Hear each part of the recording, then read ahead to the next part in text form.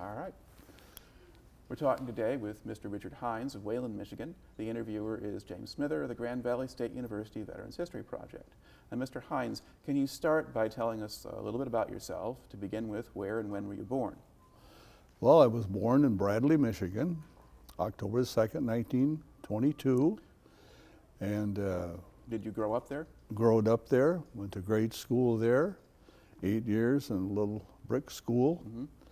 And 1936, I entered high school in Wayland as a freshman and graduated from Wayland High School. And what year did you graduate? I graduated in 1941. All right. Now, what did your family do?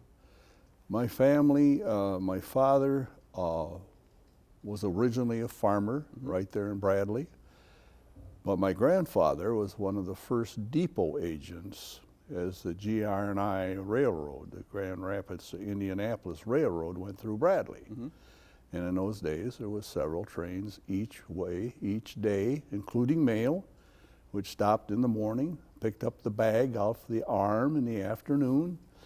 And I've had experience with helping the postmaster around there load small cartons on the cart that they hauled them back and forth with. And so my grandfather was depot agent there, and then my dad actually followed up with him. He got to learn the Morse code very well. And they had a very bad train wreck just north of Bradley, and someone had to telegraph the situation into the headquarters here in Grand Rapids. And they were going to send someone out for that, and my grandfather said, well, no, I have my son here, and he's very capable of doing that. So that was kind of with the farming and the depot agent, and then in later years, Dad went to work in a station in Wayland and kind of worked out of the farming, and that was in the early 40s then when I entered service. Okay. But he was able to keep the farm through the 30s? Yes. All right. Okay. Now, do you remember how you heard about Pearl Harbor? I had graduated from school in June of 1941. Right. And it was a Sunday morning, and it just hit the family. We were just amazed or shocked, actually, is what was going on, and that was the beginning of Pearl Harbor. Yeah. Did you hear it? Did you hear it on the radio or radio? Yes. Okay. Now, did you have a job at that point? Were you working? I was working in the Old Town Talk station, owned by Barnes Oil Company here in Grand Rapids, and my dad was working there as well because he kind of backed off the farm situation there, and then. In December of 1941, I married my wife and school sweetheart, Betty Marin, and Betty and I were married for 58 years, raised our family out there in Bradley, and I was then drafted after being married in December 41. I was drafted in February of 43. All right. Now, was there some delay in your being drafted in part because you were married or anything else like that, or was it just a question, or do you have no idea? They just wrote you when they wrote you? Well, yes, there was some delay in my going in, but actually it was my work situation at the time. I always wanted to drive a truck, and I got a job driving a truck, and I was running into Chicago and Detroit for the old Maxim bar mill out of Otsego. And Howard Shears at that time, who was our boss over there, got me a deferment in January. And then when I came up in February, there was no more 30-day deferment. So that's when I went in service. All right. Now, where did you report then once you go in? I reported to Fort Custer over in Battle Creek, Michigan. And we were there about 2 days. And it was cold, snowy, about like it is today. not as bright, because it was 2 a.m. when we got out for a fire drill. We no more got back in, and we were to be fully dressed and ready to ship out at 5 a.m. And we loaded on the train in Kalamazoo, headed where nobody knew, nobody would say. We were just on the train headed out of Kalamazoo. Of course, all of us being that age, about 18 years of age, would like to have gone to a warmer climate. Right. But the next thing, somebody looked out and they said, you know, we're in the Chicago area. Oh, well, then where are we going from here? Well, a few days later, we wound up out in Fort Lewis, Washington. And a little story about going on the train. I sat down near a baggage car. Captain tapped me on the shoulder and he said, "Soldier," he said, "we'd like to have you guard these barracks bags here in the car behind you." Okay, so now I'm on guard. Well, all through my service, I actually never served a day of KP, which I think is kind of unusual, but I was always on guard. I was corporal of the guard. CQs, or charge of quarters, was always, you know, and I just followed through that way, and I was in basic training those 13 weeks. I was an acting corporal. And then we went into advanced training at Fort Lewis, and I was a sergeant.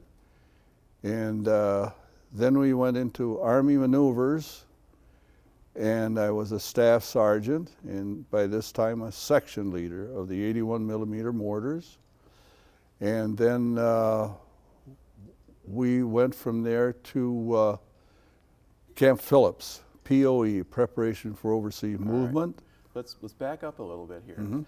Tell me something about the basic training experience itself. You arrive at Fort Lewis. What kind of reception do you get when you get there? Well, it was a two-story barracks. The climate out there was not all that cold. It was nice. A lot of mornings you could look up and see Mount Rainier, snow-capped mountain. But we were very well received. We had good, well-trained, pretty tough officers. I remember Captain Murphy and Major Hirsch very well, because these two fellows would put us through our calisthenics, if you want to call, our exercises. And they had this big platform up in the middle there, and those two fellows took their turns of getting us down in the dirt and up real quick, and that was some of our basic training from there. Now, a lot of accounts that we get about basic training, I mean, they tend to talk specifically about the drill sergeants and not really anything above that. Did these officers really kind of run a lot of the training, or did most of the time they turn that over to the sergeants and have them do it? Our sergeants we were being trained by a New York, New Jersey National Guard unit. And of course the fellows were all older than us. Right. Sergeant Young was fully 6'6", and when he spoke, you know, Sergeant Young spoke. And it was so interesting too to me, because in that advanced training we used to take 10, 15-mile hikes, come in with shoes that didn't fit too well, and our feet hurt and this and that. And these sergeants are saying, "You haven't seen nothing yet, because you got some 30-mile hikes coming up, boys, so quit your crying." And that's true, you know, that was, but yes, our officers were out there, certainly, and but the non-coms, yeah, they did. All right. Now, at this point, you are with the 44th Infantry Division? Yes. Okay. Now, that, as a guard unit, then they would have had the men you're talking about here, they would have had sort of a cadre or a substantial group of men who were already in the unit. Then it's mobilized. How long had they been there before you got there, do you think? Had they been at Fort Lewis for a while and you're coming in to fill out the ranks, or? You know, I can't truthfully answer that, how long they had been there. But they had been there before you? Oh, yes, yes. They didn't come in with us, you know. I got to believe they must have been a training unit. Yeah. Well, basically the way it worked was the guard units were not full-strength divisions, and so they had to bring in draftees and enlistees to fill out the ranks. We were not a guard unit as such. I was just saying for myself. You know. But the formation, the foundation of the unit was, you were not a guardsman, but there's a core part of it that was. Oh, And that's okay, why sure. they're all coming out of New York and New Jersey. Oh, okay. So you have like you had Michigan won the 32nd Division. Those guys go to Louisiana and then New Guinea, and so different ones go different places. So that's probably where you were. But anyway, you've got an establishment now. Did a lot of those older men, did they stay with you when you went overseas, or did some of them stay behind and get replaced by younger ones? Did you have the same officers, basically, in Washington that you then went overseas with? We did not have any of the non-coms. Mm-hmm. We were all brought up through the ranks. So that would explain in part how you got to be a sergeant while still in training.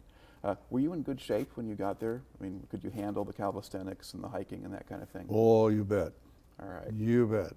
Because I expect that something of why it is that you get to be a corporal and a sergeant pretty quickly is that you could follow the orders and you could do what you needed to do. Mm-hmm.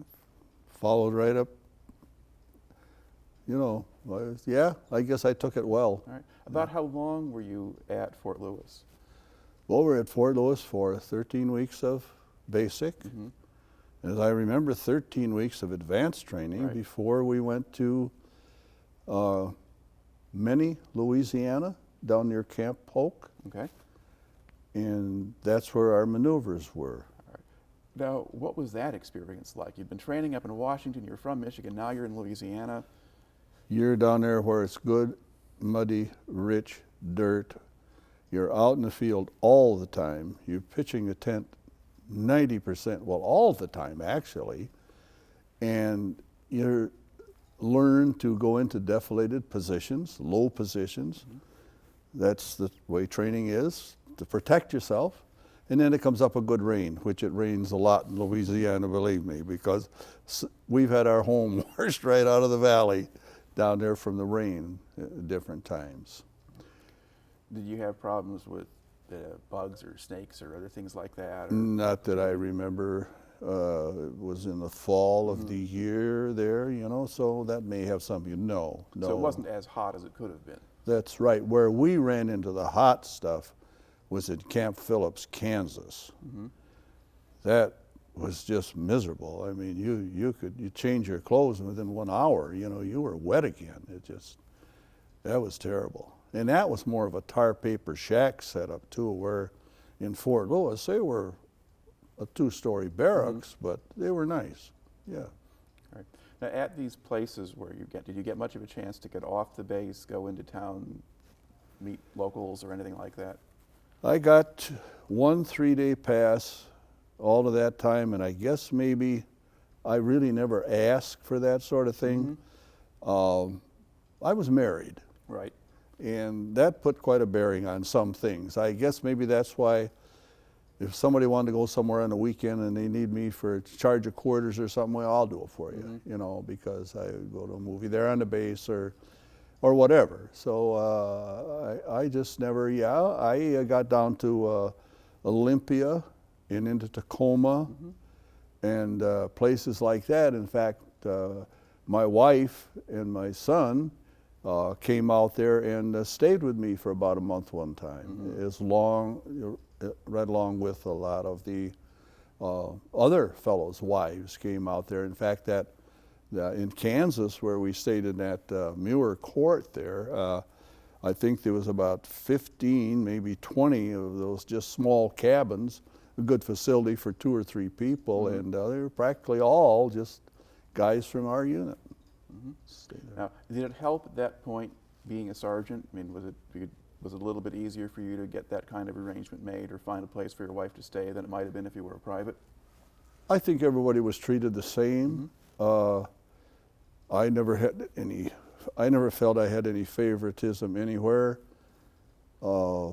Maybe I just never asked for any, and I didn't feel that I needed any favoritism. We were all the same, and we all would have rather been home naturally than to be there, but we were there for a reason and happy to be there and do what we were doing. So, okay. What can you tell me about the men in the mortar squad that you commanded? Just this last year, Margie, my wife, and I visited with a fellow by the name of Isaacs in Sherman, Texas. I had not seen him since 1945. He was a man that him and his wife were both professors in small colleges. In fact, just within the last couple of weeks, we've got email that his wife Sarah has had a school named after her there. So O'Neill, he was in Detroit. He was kind of the instigator of our going back to Europe. He has passed away. In fact, Isaacs and myself, I believe, are the only two originals from that first squad in the mortar section. Oh no, Sullivan, who lives in Cleveland. He's not in good health at all, but he's getting right up in age as well. So how many men were in a squad? Was it 6? There were 6 of us, yeah. Okay. And when you're training with a mortar and so forth, how was that working, or what would you do? Well, I forget the exact commands, but when we went into position, there was commands that were given, like the base plate went in first, naturally. And then the guy with what we call the tube, he goes up next, and he puts the tube in, while, of course, right there standing is the guy with the tripod. And, of course, you just clamp her together, and the first thing he does is get on the site. So basically, of the squad, does one man carry the base plate, one has the tube, one has the tripod, and the rest of you have ammunition? Ammunition, that's right. Now, how would you know what to shoot at? Because a mortar uses indirect fire, so if you often probably couldn't see what your target was, how did you know what to shoot at? Well, of course, we were always backing up a rifle company, and we always knew where they were for safety purposes. So every once in a while, you get a short round, which is not a nice thing, but you could judge the distance, and you had communications. Usually, when I was a forward observer, you had communications with someone of an outpost or something about what direction to fire as far as your grid coordinates, and from what you got on your compass as you put it down and figured it all out on your map, that way. So you would know whether to fire. While we could get up to 500 yards quite effectively with an 81 millimeter mortar, and the charges on the shell itself was fired by what they called increments. And there was 6 increments all the way around it, and you always tried to take them off evenly so that when the shell went, it didn't go boop, boop, boop, it went straight out there where you wanted it. And I have dropped some mortar shells in some pretty nice places, believe me. All right. Now, did you have a radio of some sort yourself with your squad? After I was commissioned, then I had 300 radio on my back, and I directed my mortar section. I sometimes would also direct a machine gun section as to letting them know where certain objects were and on what grid coordinates with my compass. Okay. And I'd just like to say one thing about, as we got down in the Alps mountains, and our 7th Army was going down into Italy to meet Mark Clark. We were under Patch, General Patch. And of course, every road that we approached the Germans on, they had been over. They knew the area. They'd blow the bridges. Our engineers were busy, if they could get there. So I'm kind of up there on the mountainside and the hillside there, and I'm observing fire and getting some mortar fire out there that's helping our troops move along. And I got a call from 4.2 mortar, which was the chemical mortar, a little bit larger than ours, that was laying white phosphorus in the valley there. And I got a call from them that their forward observer had been knocked out. And they wanted me to observe their fire, and they give me their grid coordinates, which was easy for me because I had mine right there anyway. It usually was just maybe a greater range or whatever. So you lay that down, the white phosphorus down, and that gives your engineers a chance to move up. And the Germans at this point had a lot of horse-drawn artillery. And of course, our guys with machine guns just loved that. And there was a lot of stuff laying around for when they could get a bulldozer up there to fill in any place. They filled in with whatever they could fill in with, whether it was an animal, a gun, a bus, or whatever. So we're going through this, and I'm just really getting interested in my work, and the white phosphorus is coming down, and I'm doing a good job for them, and so forth. And the white phosphorus, of course, depending on the wind condition, how long it's going to hang, and how much you'll gain through all of this, and how many rounds, right or left, traversing fire, and all this sort of thing. And all of a sudden, I had just let go of a little tree. I think I had stood up to kind of look out there a little bit more, and all of a sudden, a boom in the top of that tree just kind of disappeared, just 3 foot above, I think, where I was hanging on like that. And what I didn't know was right down underneath over here, there was a 20 millimeter anti-aircraft, German. And them buzzards must have knew I was there, because, man, they let go and they just about got me, but I'm still here. They missed that one. But I called and told whoever my lead unit would have been at that point, and where that tank came from, because we had tanks all out in front here in the valley that was moving along. We loved our tanks. They drew a lot of fire on us because they were noisy, but still in all, we loved our tanks. And I think we had a 999th. You'd have to look that up, but it seems like that stays in my mind. Tank destroyer unit, and somehow or another they got that command, and it wasn't long down here. And I didn't have no more trouble. I don't know who it was. All right. It's good to get that in there so we don't forget about it later. Now it's going to back ourselves up again. So you go through, you sort of have a sequence of training. You're in Washington. Did you go straight from Washington down to Louisiana, or did you stop in Kansas first and then go to Louisiana for maneuvers? No, we went to Louisiana for maneuvers, then to Kansas for preparation for overseas movement. All right. And then there to Pier 90 in New York, where we went out of there on a brand new ship, the General Muir Coast Guard ship. Okay. Now, was it basically a Liberty ship or a Victory ship, or was it what kind of troop carrier? Is about all I could give it for a name, because the whole division was on there. We even had some of our that's a bigger ship then, yeah. Women's Auxiliary Corps, like 15,000. And when it came for chow, you just got in line and you got out line, you got back in line to eat again. And a little bit on that, it was hard to sleep, because that's all new canvas in there and all new ropes. And every time you turn, or all this screaming and this and that. But then a few days later, when we got near Cherbourg, where we were going to beach, it was early morning, not daylight yet, and a loud explosion.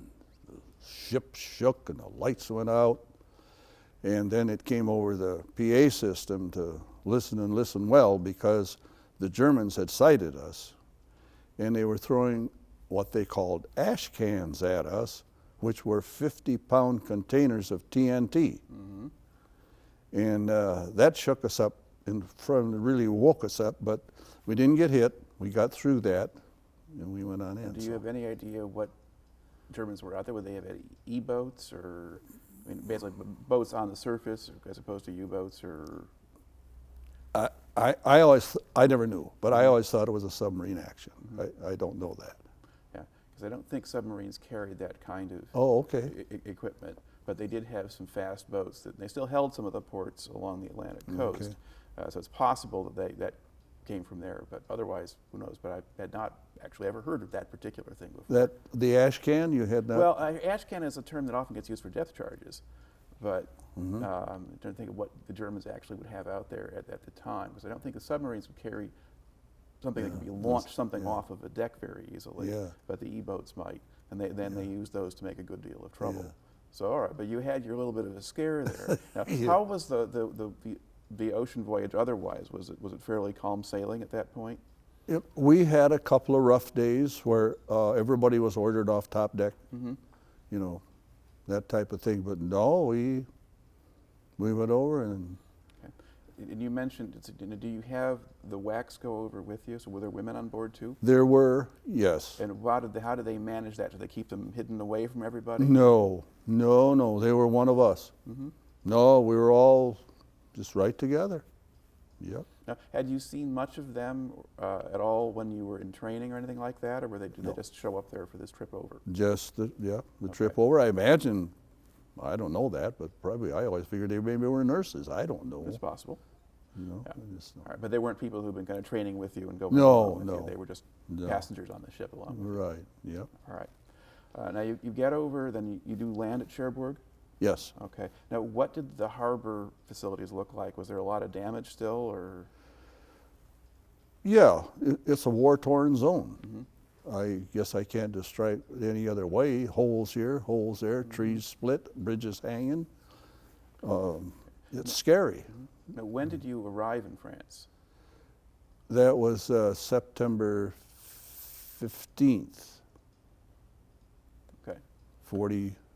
44. Okay, so September 44. So by then, we've broken out of Normandy and are kind of moving across France and into Belgium and so forth at that point. We were 103 days behind all of that action on the beach. Right. So at that point then, where do you go and how do you get there? Well, by foot. That's why I say that I walked all the way across France, Germany, and Austria, except for that one time when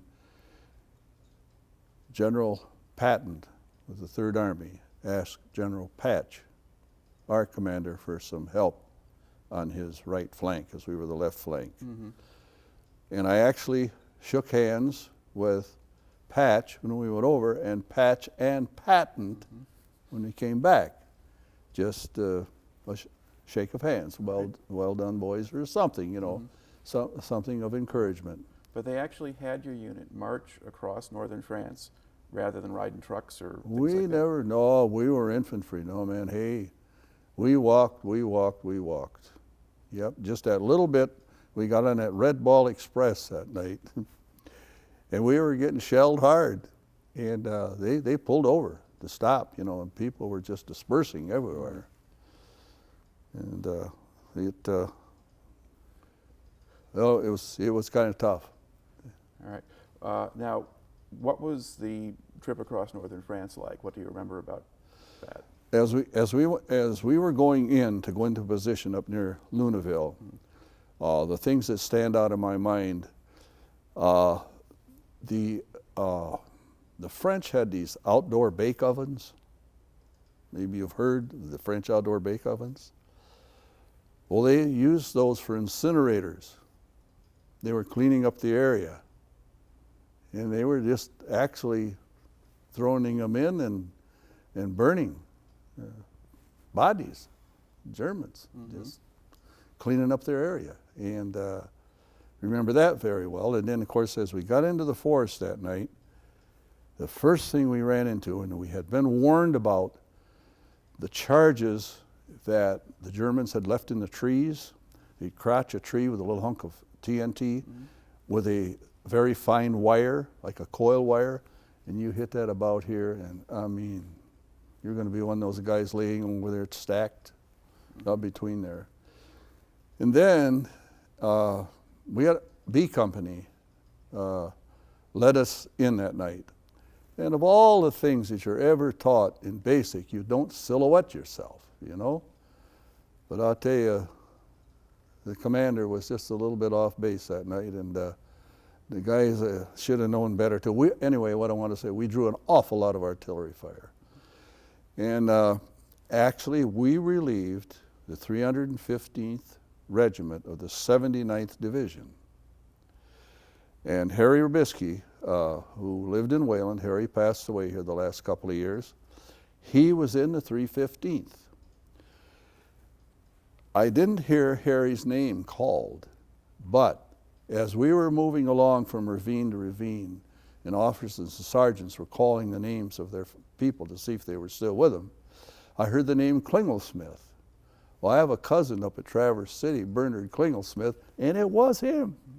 He was, I didn't know, I knew he was over there somewhere, but that was quite a thing too. All right. Now, what was sort of the situation area you're moving in? It's around Lunéville, which is sort of northeastern France, not very far from the German frontier. Now, what was the situation there? Was the front kind of stable or static at that point? We stayed there several days. We got strafed there a couple times by the 109s, ME 109s. German fighters, yes. Yep, called it. And there several days, and then we just took off, and we attacked, and well, just moved along, and going through France, the people were just so good to you, and welcomed you. And in fact, if we did get a little break in some town as we were passing through, a lot of times out would come cake, coffee, champagne, or just from the people. They were happy to see you. And over there too, this comes back to me, the buildings, they all have those half doors. Right. And you walk out of the kitchen and you walk into the barn, all under one roof. Right. You've heard this, I'm sure. And all of the people, were just wanting to give you something. And so when we're over there in '85, we went back over there and retraced. We're going through some little town. I don't remember what the name of the town was. And I saw this fellow leaning on the barn door. Well, I'm leading the pack with the car, and turn around, go right on back, and I pull right up, And they get out, and he's startled. He sees the car. They know they're visitors. They know the car. They know those plates. They can tell. And I just got out, and I said, "American Soldaten." He hollered something in French to his wife. Out came the family. We all got out. What a nice reunion we had right there. And of course, that was in 1985. That was in a village that you would actually pass through at that point? Yes, we had passed through because we were kind of, tracing along through there. Yeah. Okay. Now, you're kind of there, sort of, you get up to the front in September, sort of toward the end of the month, maybe, or? Yeah, then, around, yeah. So you're kind of there into October, November, December. There's not too much movement in that sector at that point. You kind of bumped into more serious German resistance. Were you dealing with German fortifications in the Siegfried Line at that point, or old French fortifications had been fixed up, or? Not so much for the Siegfried Line, but I remember that Sargemines deal. And they had told us that to expect a heavy barrage of our artillery, because we were going to really greet the Krauts at midnight. Well, the thing of it is, I think the Krauts got a hold of that. And about 15, 20 minutes before that, actually, we kind of got into a hand-to-hand combat. We were mixed right in there together, and around the farm buildings, you didn't know who was around the next building, and so forth. And so that's when I jumped in the foxhole. Well, as a squad leader, I had a 45 and my carbine. And I jumped in a foxhole, and there was somebody in there. I asked him to move over, and he said, "Boss, well, my 45 went off somehow, and, well, like I say, I just wished him well, But that's how close we were. Now, was that relatively unusual most of the time? That's the only time that I remember all the way through that we ever got that close. Yeah, because usually it was just out in our Air Corps, the artillery, and all this was doing their job. And yeah, we had the misfortune of a short round once in a while, and then I can go on with other little stories too that happen. In that kind of period there in the fall, anyway, when you're in that sector, you're mostly able just to function in your regular duty as a mortar squad leader and so forth. So you're not usually immediately at the very front of the lines. You're not up there with a rifle company. You're backing them up. And most of the time, while you might be under fire, the Germans aren't attacking you directly. You're not on the ground. So was there kind of a regular routine if you're kind of going into action someplace and so forth about what you do, what the rifle company would do, and how that would work? Well, yeah, we had our outpost, Mm-hmm. and that was up to the rifle companies, of course. And then any communication just traveled from unit to unit, you know, whether it was the rifle company, the mortar squad, the sections of machine guns usually that was side by side. In fact, you'd let each other know, or I would as a leader up there, let of course their observer was there too. Mm-hmm. And that was just kind of a normal thing. And then of course as you're moving, oh, I've seen some awful things moving, because the machine guns are coming in on you, the artillery is coming in on you, and this guy's going and that guy's laying and this guy's screaming and the medics are working, and you know, it's the battlefront. Okay. Now there's a certain point in your career there where you get a battlefield promotion, right? Mm-hmm. Now when did that happen? Okay. That was on January of 1945. Mm-hmm. And we'd been in that Sargamines battle. And we were low on officers, and my platoon sergeant, Sergeant Arnold from New York State, and myself were asked, along with others in the regiment. They picked us up by Jeep, and we went back to regimental headquarters, and we were sergeants, staff and tech and so on. We were discharged, and then we were sworn right back in, and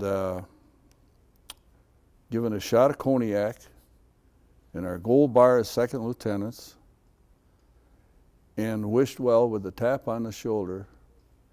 And it all probably didn't take an hour's time, as I can remember, and we were on our way back to our unit. Right. So at this point, were you becoming commander of your own platoon, or? I was, no, I never was a platoon leader. Mm-hmm. At that point. Okay. I never was a platoon leader. I was only a section leader in combat. Mm-hmm. And then once you were a lieutenant, what was your assignment? Were you an observer, or? I had, yes. I still had the same section. Mm-hmm. And did work for others too, like I mentioned, the chemical mortars, and every once so you worked with everybody. You worked with your rifle company, you worked as a unit, then you worked with your machine gun, and or machine gunners, and then we came back, and we were going to train in August of '45 to go to Japan, Camp Stoneman, California. Now it's going to go back again. So you're in the Sargamine area in the fall. Now the Battle of the Bulge breaks out in the middle of December. Does your division move at that point or change positions? We moved over just to give more power to the Third Army if it was needed. Right. But what I always like to say about that was that when you were with Patton, they always called him the blood and guts soldier. You only carried your rifle, your ammunition, your machine gun, whatever you fought with. You weren't pack mules, because we always carried ours on our back, you know, all of our gear, whatever we had. Right. So Patton told Patch he needed help, but he said, I don't want you to send me any pack mules. Leave all of that at home and bring just what you need to fight with, and we will get what they need to them. Well, I know of a couple times, it was a couple of days when we didn't get what we had to have, and we would actually, if we didn't have anything to sleep in, dig a slit trench. It's cold, it's snowy. And as I remember, maybe I haven't got this exactly right, but in the bottom of the slit trench went pine boughs. Then went your raincoat. And then had just anything else, because you didn't have anything else with you in your clothes. I mean, you didn't have that blanket, or at some points too, we even carried that old heavy overcoat. I think most of the guys left it lay out there somewhere, because that was just too much of a load when it got wet. Because it was just a big wool coat. Yeah, it was a big wool coat. So Now, were you sort of relieving a Third Army unit and taking its place in the line, or were you joining or supporting their attack? Just joined over in with them. However, the generals managed that, I don't really know there, but we were in support Right. of them. And about how long were you in support before they switched you back again? A couple of weeks, or? Just a short time, yes. No, there was no long, no. I don't remember the exact amount of days, but. Okay. Now, at a certain point there, kind of in early 45, the Germans launched some counterattacks into kind of the Alsace region, basically trying to draw off stuff from the Bulge and that kind of thing. Were you in a sector that came under attack then, or were things relatively quiet in front of you? Yeah, Kind of January in there. quiet. Okay. Yeah. Now, at what point do you start sort of moving forward again from your positions in France? When we started moving forward around Ulm, Germany. Well, you have to get to Ulm, Germany first, Yeah. but that's across the Rhine and so Okay, forth. all right. So do you kind of stay in place for a while in the Yeah. winter? Mm-hmm. Okay. And then in March, you have the actual crossings of the Rhine. Okay. Now, do you remember being involved in attacks toward the Rhine or crossing the Rhine at some point? You know, getting No. over big rivers or anything like Yeah, that? all I know, just at Strasbourg. Well, that's in that sector. Yes. Okay. Did you go through Strasbourg? Or That's where we crossed. Mm-hmm. I'm pretty sure of that. Yeah. Now, at the time you crossed, then were other units already there, so you could just go over on a bridge? Yeah, we weren't the lead units. No, we Okay. were not. So you're following up other units of the 7th Army, going forward into southern Germany, and then you get up into the sector around Ulm. All right, and then what happens when you get up there? Well, what I remember about Ulm, it was supposed to have been protected by what they called Volkssturm Army, the People's Army, and it was well trenched all the way around. And our Air Corps had been going in there for a long time, and they had that thing where we actually just walked in to Ulm, Germany. And when I jumped a trench one time as we're going like this German jumped up, comrade, all by himself. There he was. And he wanted to be one of us. And so, as I remember, the medic took him, and there was no resistance. Right. He was not armed or anything. And then we went on to Berlin.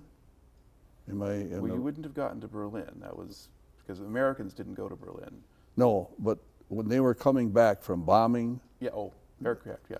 the aircraft, and I think we were just outside of Ulm. Am I right on that? That would be an area where you could be. Yeah, okay. Well, this one time, of course, the planes kept coming back, and every once in a while, there's one on fire, and the fellows are jumping out. Right. And they don't really know where our front lines are, so we shoot up the blue flares. And what was always so hard on that was when, as they're coming down, they're getting machine gunned, by the Germans. Right. I know a couple fellows that flew the first troops into Normandy, and they said what was so hard was going in the next day was to see the guys in the first day hanging in the trees, And I had a chance to talk with a couple of those fellows as they came into the barn right near where we were set up there. And I always figured them guys are, having it easy up there, but I found out that there wasn't too many in a plane, as I remember. Big 6. bomber would have 10, a medium bomber would have 6. Yeah, something like that. And they had some stories of their own, but they were pretty well beat up too. Right. So. Yeah, well, flying over Berlin was pretty dangerous, too. Yeah. Yeah. Right. Now, as you're moving across southern Germany there in the last months of the war, did you encounter much resistance from the Germans? Were there areas where they were fighting back effectively? We went across that little Liechtenstein there. Liechtenstein. Liechtenstein. We went down through there. We're going to Austria. Right. And I don't remember anything there until we got down into Austria. And then And that was where you had the event with where you were guiding the white phosphorus mortars and so Right. forth. Yeah, right. I didn't see the rest of that. And then, was it May the 6th, when everything was all over with? Might have been the 8th, but somewhere in 8th, there, right early there. May, yeah. I can see those black limousines coming toward us. Mm-hmm. German soldiers walking toward us. Had all their rifles, all, loaded everything. They didn't want to fight no more either. Right. So they just went back to a certain point. I don't know where. I never got into that. And What did the soldiers look like to you in terms of how old they were, what condition they were in, or anything else? yeah, they just looked, I think, quite a bit younger Mm-hmm. than us. Because they were using boys in their mid-teens at that Yeah, point. yeah, quite a bit younger. And what really hurt, was here lays our guys as well as their guys that have been shot, and they probably haven't been there only just an hour, 2 hours, no more than overnight. In other words, why couldn't they made it just one more day? Yeah. But that's the way it was all the way along. Mm-hmm. So Now, did you see any German SS troops? not that I ever remember. Somebody would say, well, those are SS troops, But you didn't I- see them among the prisoners or things like that No. later on? No. Yeah. Now, over the course of the campaigning and the fighting you were involved in, did you run into much by way of German armor, or were you usually just dealing with infantry and artillery? Yeah, just the ground infantry armor, the strafing a couple of different times. And some of those quiet mornings, you could hear them close those breeches on some of them guns and hear them over there. Some Hines starts out on a motorcycle and goes from point A to point B, and those was always the things that kind of stand out in your mind when it's quiet, and you don't want to give away your position, like lighting a cigarette or at night, and all those things we were taught not to do. Yeah. Now, what kind of casualties did your own unit take? I mean, did the mortar units losing many men, or? We, at one time there, lost quite a few guys, and we had to identify them. The medics was there and that sort of thing. And as section leaders or so forth, and you had to go up and, look at the tags and kind of okay it with them. That didn't happen too much, but it did happen. Medics usually took care of just about everything, but there was times when they asked for help in that regard. But as far as taking any prisoners, outside of the one guy there in Ulm, I didn't have any connection with that sort of thing. Right. We were just out there fighting our way forward. Right. All right. Are there other particular incidents or things that happened there while you're in Europe before the surrender that tend to really stick in your mind or come back to you? Just particular images or incidents or, Well, yeah. When we first shoved off back in Luneville, some German evidently liked one of our guys so well, he just picked up his M1 and shoved it right down his throat. That don't go over too good, that type of thing. And we had one fellow that was with the machine gun section that was right with us, and he had just got word that his brother had been killed in Italy, and he was a machine gunner, and so was Joe. And there was a barn out there that was giving us a rough time. And Joe went out to get them all by himself. Well, Joe got pretty close to the barn, but that's the last we seen of Joe. When we got down in the Alps, there in Landeck, those people, they couldn't do enough for us. There was some Germans back up in the hills around the mountains in there that they were hungry. And the Burgermeister, the mayor, we got them German horses together, and we hauled a lot of meat up to them people. Slaughter them, help them, slaughter the horses. And Now, that sort of was thing. this then after the surrender? After, yeah. Well, Right. this is when we were in our 30-day of occupation, Okay. before we got in line to come back home in August, July probably. All right. So when did you actually ship back to the States then? You said you're talking about, because the war ends in May, and your discharge is January of 46. Okay, and I was home in August. Okay, but you got home in August of 45? Mhm. Okay, that's right, because you were going to be training didn't have enough points yet to get out of the Army. so you Right, trained- that's okay. why I ripped that. Okay, Mhm. so you're not in Europe very long then after the German surrender. You said you have about a month where you're there. Yeah, just long enough so that you could have an occupational medal. Mm-hmm. Occupation medal. All right. Now, what's the process for moving your unit out of Europe and back to the States? How did they manage that? They just put you all on trains or trucks at that point, or take you to the Channel Coast, or did you go out of Marseille or Le Havre? Or You know, I just don't remember they that. just got you home? Yeah, they did. And we went out at Pier 90, and of course, coming back in to see the Statue of Liberty was a big thing when we came back in. And I do remember that Marlene Dietrich met us there, her and her famous garter, or all that sort of stuff, like some others, I guess. Yeah, I do remember that, but I don't remember where we did ship out of there. All right. But then when we came back, before we got off the ship, we were told by one of our commanding officers now that you're back home, shape up, clean up that mouth of yours and talk decent and all that sort of thing. I remember them Well, while you telling were us. actually on campaign and out there in the field, did people generally stop shaving and things like that, or were you able to kind of maintain appearances throughout pretty well? Yeah, if we could get the water, our helmet, we used that for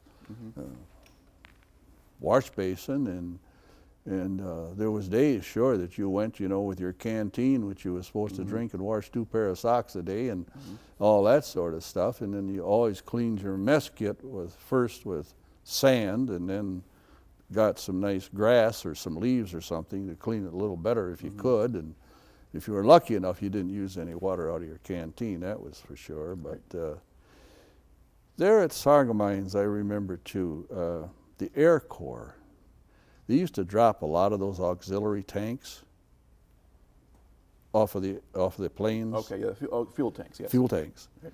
And our tankers would pick up those tanks, those fuel tanks, and use them for scalding hogs, scalding chickens around the farmyards as we would set.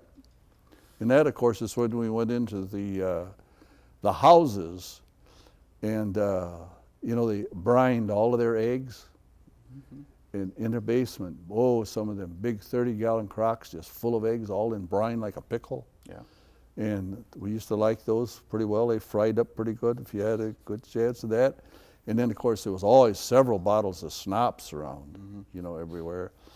And sometimes the guys would get a little carried away with that stuff too. But that's just some of the things that combat brings to you, I guess. Yeah, liberate food and drink. Yeah, that's what Now, when you got back to the States, did they give you a furlough or anything? Did you get to go home at that point, or are you immediately packed off to another base? When we came home, I went back to Camp Campbell, Kentucky, and stayed right there. That was the latter part of August, and then came home the week before Christmas. Then I had the terminal leave. I must have came home on the 16th, because it ran until the 16th. I had 30 days terminal leave there. And Now, where was your wife then after you got back? Did she come down to Kentucky, or did she just stay up in Michigan? Or she stayed in Michigan. Yep, she, like a lot of others, lived with her parents until her sister's husband, who was older than I, who went in Alaska, the Aleutian line, they rented a house together. So There was a big farm home out there, and up and down, and we lived like that until we could each get out and get on our own. And yeah, my wife was lucky enough to have worked at an A&P store and all that stuff. Everybody was working somewhere back then, I guess. We didn't have to worry about 575,000 people unemployed like we got this morning, I guess. Mm-hmm. All right. Now, when you got back, what kind of work did you go into? When I got back, I went in back in the town talk station with my dad, and I had one son, and then the family started to grow. Mm-hmm.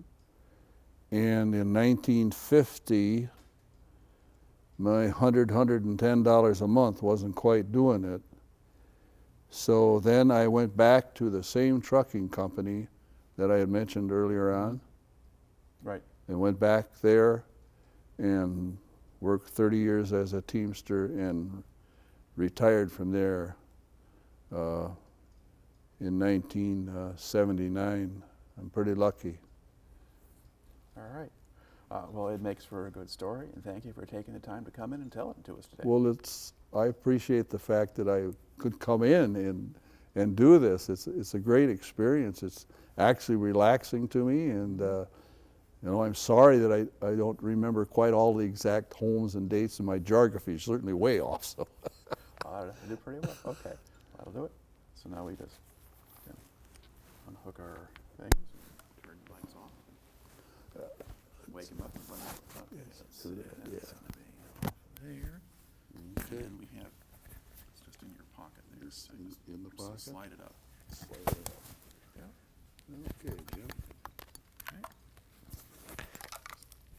I'll leave these right. Hope I've given you something you can use. No, you did well, and a variety of things. I mean, the whole Austrian, Mortar artillery observer story in itself has a lot of things together, but you also filled in a little bit how the unit worked and what you did. And you know, I guess another story. I didn't know.